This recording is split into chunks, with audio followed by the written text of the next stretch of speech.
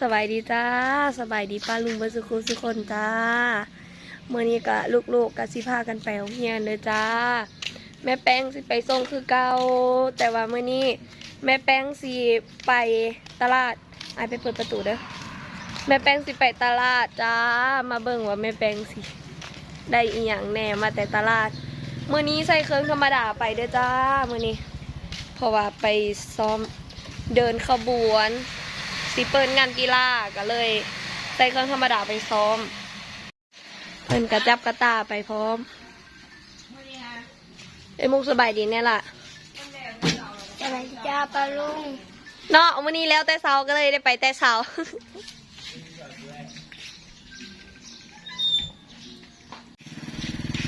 กระจายตลาด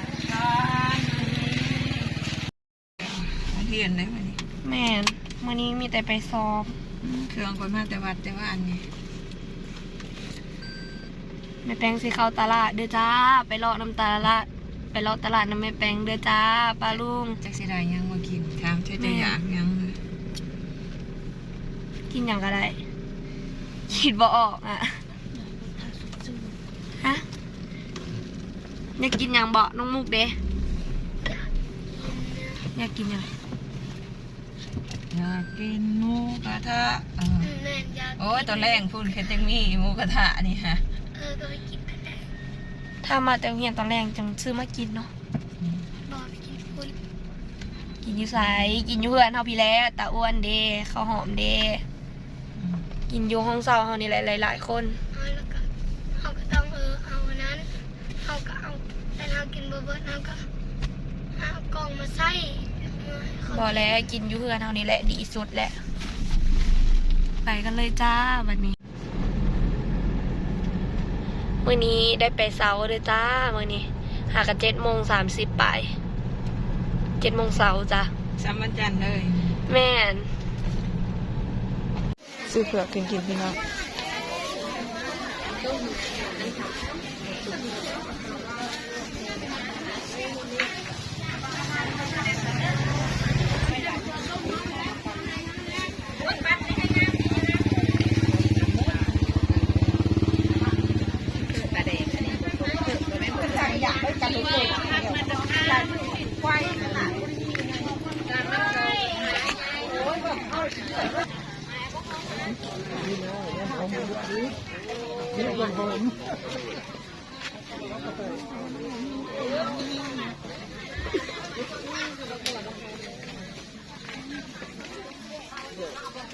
มันมาเป็นคนใหญ่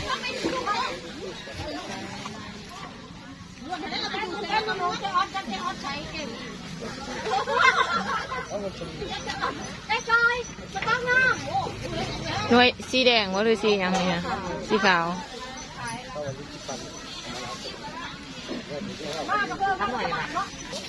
ไปดูกระปูเลยพี่น้องนี่จะโตมากแล้วนะมะกอกอันนี้ทุ่งเท่าไรนั่นนะนี่ชุดคนกันมันจะได้กินนึกซื้อมะกอกมาไว้ตำส้มตำเซล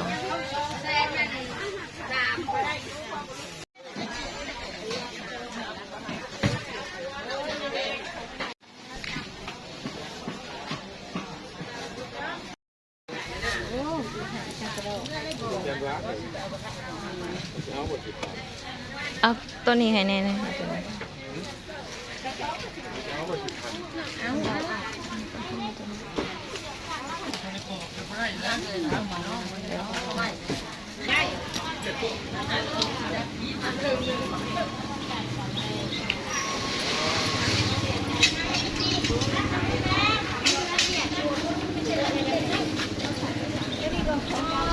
เสียมเพื่อนนี่ขายจะได้เด้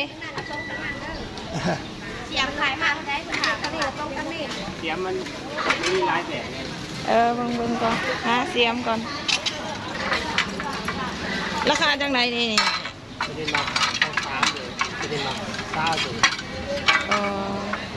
นี่ซ่าก็ใหญ่นี่ดิ30จะมามันใน20,000ดำมันใน10ก็ได้ดำมันก็งามๆอย่างไรแม่นไปดูเอาเป็นไงอันนี้สิ ข้างนอก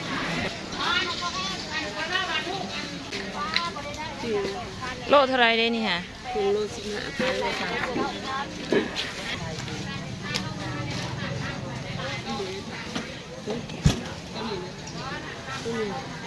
โลก็ได้ตามว่ามันโลนานเด็ดนานมันนานเลยมัน พอเลยพี่น้อง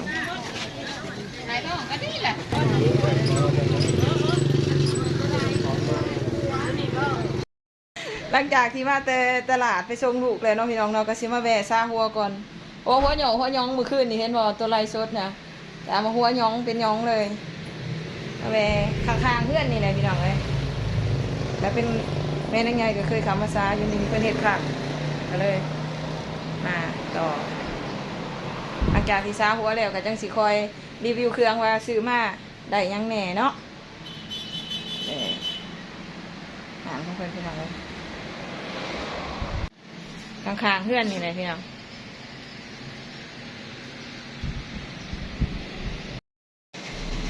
เมื่อยาวเนาะมันเป็นเวลาอยู่เลยพี่น้องเลยซาแล้วมันยังเดี๋ยวจังคอยเบิ่งกันอีกเนาะ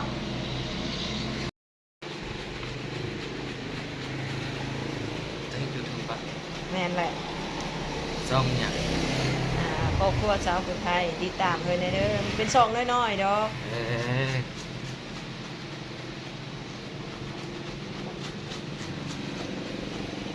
มันบ่ดังคือเขาเจ้าดอกแต่ว่า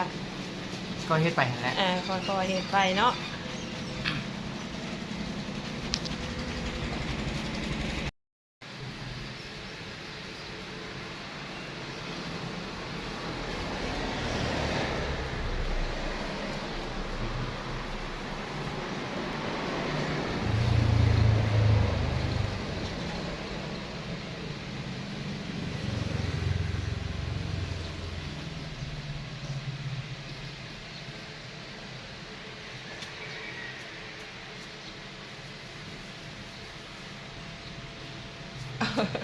กล่องที่สั้นๆนี่เด้อพี่น้อง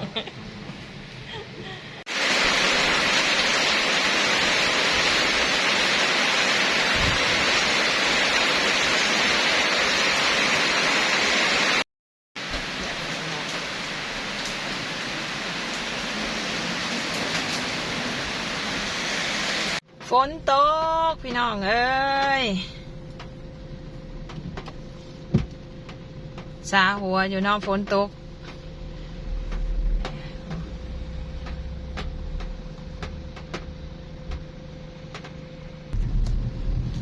อากาศเย็นๆเลยพี่น้องเอ้ยวันนี้ว้าเป็นยังแกว่าฝนตกงามนี่เนาะ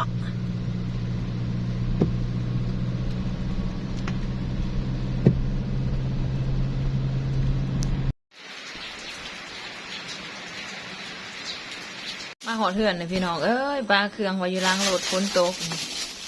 ซื้อขนมมาให้น้องโมซื้อมาเกี่ยงพร้อมพี่น้องเอ้ยผงชูรสอย่างนี้ปลานิลมีมะกอกพร้อมพี่น้องชิ้นแห้งตอนใหญ่เลยพี่น้องเลยเบิ่งเสียให้เบิ่งตอกง่ายใหญ่เฮ้ยก็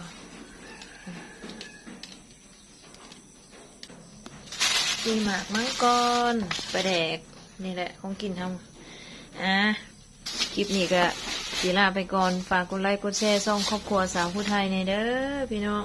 บ๊ายบาย